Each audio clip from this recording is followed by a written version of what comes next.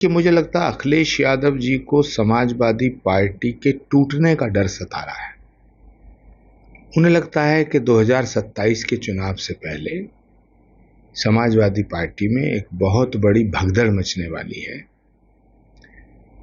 तो उस आशंका को देखते हुए वो इधर उधर निशाने साध रहे हैं, जबकि सच बात यह है कि अखिलेश यादव जी अपनी पार्टी के टूटने को लेकर के बहुत परेशान हैं।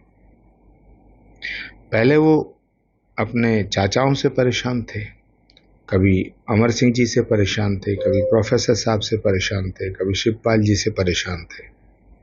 अब वो अपनी पार्टी के उन नेताओं से परेशान हैं जो अखिलेश यादव जी को अपना नेता नहीं मानते, अपना नेता आज भी नेताजी को मानते हैं।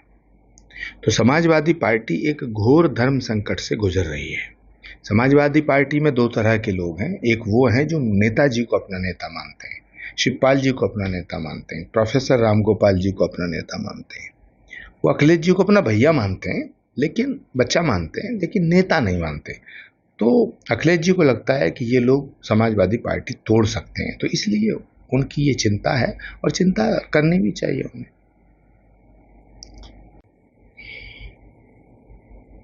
देखिए, भारत की जो इंटरनेशनल पॉलिसी है, विदेश नीति है, वो सबको साथ लेने की है और विश्व बंधुत्व की है।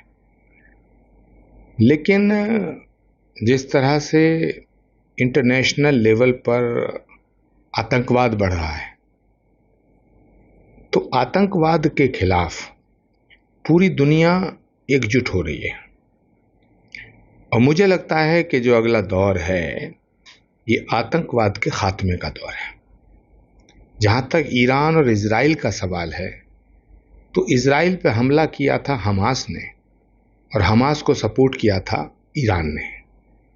तो ईरान से अपना हिसाब चुकता कर रहा है इजराइल। लेकिन हम शांति के पक्षधर हैं, भारत शांति का पक्षधर है। लड़ाई, जंग, हिंसा, आतंकवाद ये होना नहीं चाहिए। लेकिन अब वो वक्त आ गया है कि पूरी दुनिया को ये सोचना पड़ेगा कि आखिर आतंकवाद से दुनिया को फायदा क्या है। पूरी दुनिया को एकजुट होकर के आतंकवाद के खिलाफ आवाज उठानी पड़ेगी। क्या कहेंगे? देखिए, रोजगार की सबसे ज्यादा जरूरत तो कांग्रेस पार्टी को है, क्योंकि राहुल गांधी जी ने पिछले 15 सालों में कांग्रेस को बेरोजगार कर दिया है। और मुझे नहीं लगता कि जब तक कांग्रेस की लीडरशिप राहुल गांधी जी के हाथ में है, तब तक कांग्रेस की ये बेरोजगारी दूर नहीं हो सकती। क्योंकि देश की जनता राहुल गांधी जी को और उनके फैसलों को, उनकी बातों को अब गंभीरता से नहीं लेती। देश की जनता ने राहुल गांधी जी को और कांग्रेस को नकार दिया है। जिस तरह से लगातार इस तरह के मामले सामने आते हैं कि कांग्रेस कभी पदयात्रा निकालती है, कभी कन्याकुमारी से जम्मू के लिए निकालती, क्या मानते हैं सबको लेकर? कांग्रेस को अब संन्यास ले लेना चाहिए। एक नई कांग्रेस का जन्म होना चाहिए जिस पर राहुल गांधी जी की छाया ना हो। देखिए, बेहद अफसोसजनक, दुखद घटना है।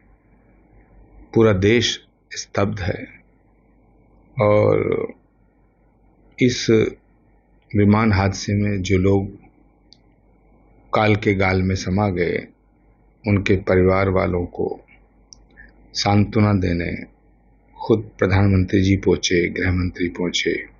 पूरा देश सदमे में है, दुखी है, लेकिन कुछ किया नहीं जा सकता है और भगवान से प्रार्थना की जा सकती है।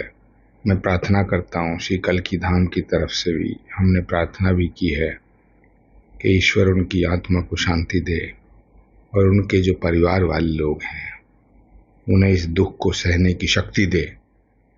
बाकी क्यों हुआ, कैसे हुआ, इसकी जांच चल रही है, लेकिन बहुत दुर्भाग्यपूर्ण है। ये सनातन का दौर है और पिछले जो 11 साल नरेंद्र मोदी जी की सरकार के बीते हैं, इसमें सनातन अपनी ऊंचाइयों पे पहुंचा है। श्री राम जन्मभूमि के मंदिर का निर्माण पूरा हुआ, राम मंदिर की प्राण प्रतिष्ठा हुई, आबू धाबी में मंदिर का निर्माण हुआ, श्री कल्की धाम का शिलान्यास हुआ, तो काशी कॉरिडोर, महाकाल कॉरिडोर और प्रयाग का महाकुंभ हुआ, जिसने पूरी दुनिया में ये मैसेज देने का काम किया है कि सनातन सबसे प्राचीन और सबसे अच्छा धर्म है। तो मुझे लगता है कि मानसरोवर की जो यात्रा है,